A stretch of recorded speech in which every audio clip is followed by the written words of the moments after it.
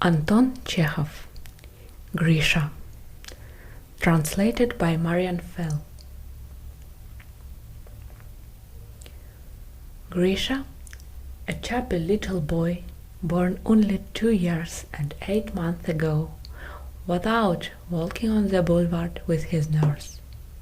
He wore a long bordered burnous, a large cap with furry knob, a muffler, and wool-lined galoshes. He felt stuffy and hot, and in addition the waxing sun of April was beating directly into his face and making his eyelids smart. Every inch of his awkward little figure, with its timid, uncertain steps, bespoke a boundless perplexity. Until that day, the only universe known to Grisha had been square. In one corner of it stood his crib, in another stood Nurse's trunk, in the third was a chair, and in the fourth a little icon lamp. If you looked under the bed, you saw a doll with one arm and a drum. Behind Nurse's trunk were a great many various objects, a few empty spools, some scraps of paper, a box without a lid, and a broken jumping jack. In this world, besides Nurse and Grisha, there often appeared Mamma and Cat. Mamma looked like a doll, and the cat looked like Papa's fur coat, only the fur coat did not have eyes and a tail. From the world, which was called the nursery, a door led to a place where people dined and drank tea. There stood Grisha's high chair, and there hung the clock, made to wag its pendulum and strike. From the dining room one could pass into another room with big ragged chairs. There, on the floor, glowed a dark stain, for which people still shook their forefingers at Grisha. Still further beyond lay another room, where one was not allowed to go, and in which one sometimes caught glimpses of Papa, a very mysterious person. The functions of Mamma and Nurse were obvious. They dressed Grisha, fed him, and put him to bed, but why Papa should be there was incomprehensible. Auntie was also a puzzling person. She appeared and disappeared. Where did she go? More than once Grisha had looked for her under the bed, behind the trunk, and under the sofa, but she was not to be found. In the new world, where he now found himself, where the sun dazzled one's eyes, there were so many papas and mammas and aunties that one scarcely knew which one to run to. But the funniest and oddest things of all were the horses. Grisha stared at their moving legs and could not understand them at all. He looked up at Nurse, hoping that she might help him to solve the riddle, but she answered nothing. Suddenly he heard a terrible noise. Straight toward him, down the street, came a squad of soldiers marching in step, with red faces and sticks under their arms. Grisha's blood ran cold with terror, and he looked up anxiously at his nurse to inquire if this were not dangerous.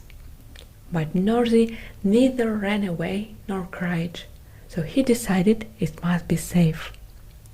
He followed the soldiers with his eyes and began marching in step with them. Across the street ran 2 big, long-nosed cats, their tails sticking straight up into the air, and their tongues lolling out of their mouths. Grisha felt that he too ought to run, and he started off in pursuit. "Stop, stop!" cried nurse, seizing him roughly by the shoulder. "Where are you going? Who told you to be naughty?" But there sat a sort of nurse with a basket of oranges in her lap. As Grisha passed her, he silently took one.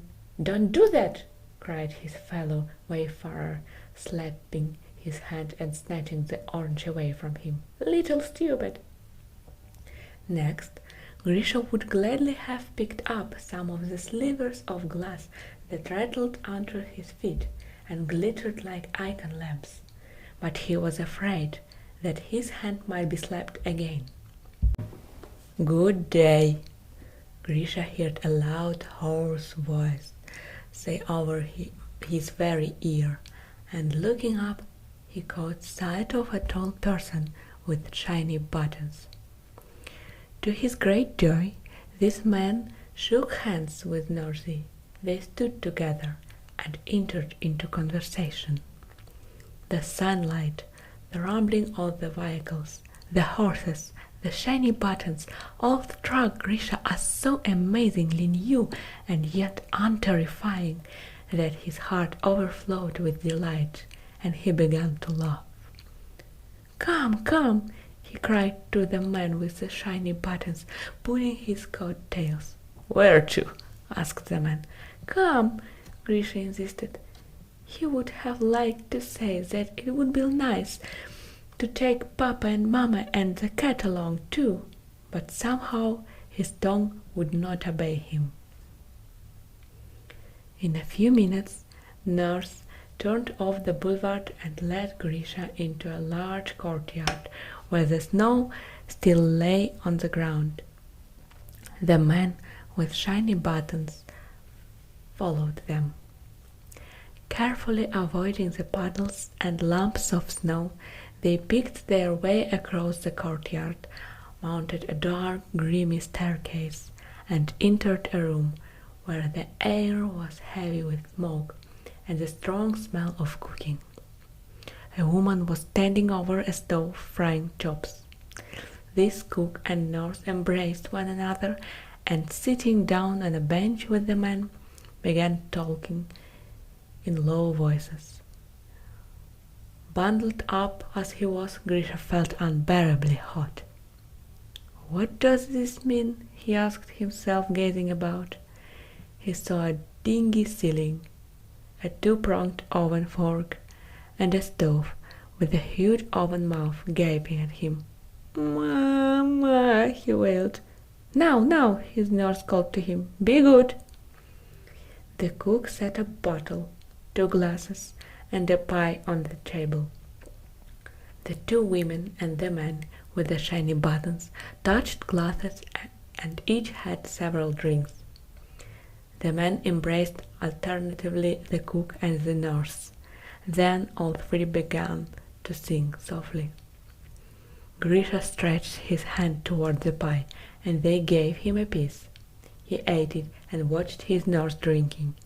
He wanted to drink too. "Give, Nursey, give!" he begged. The cook gave him a drink out of her glass. He screwed up his eyes, frowned, and coughed for a long time after that, beating the air with his hands, while the cook watched him and laughed. When he reached home, Grisha explained to Mama the walls and his crib, where he had been and what he had seen. He told it less with his tongue than with his hands and his face. He showed how the sun had shone, how the horses had trotted, how the terrible oven had gaped at him, and how the cook had drunk. That evening he could not possibly go to sleep. The soldiers with their sticks, the great cats, the horses, the bits of glass, the basket of oranges, the shiny buttons, all this lay piled on his brain and oppressed him.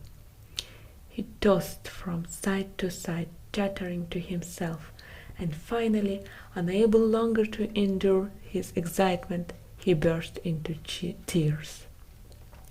Why, he has fever, cried Mamma, laying the palm of her hand on his forehead. What can be the reason?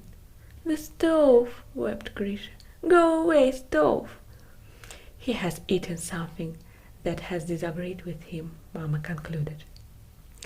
And shaken by his impressions of a new life apprehended for the first time, Grisha was given a spoonful of castor oil by Mamma.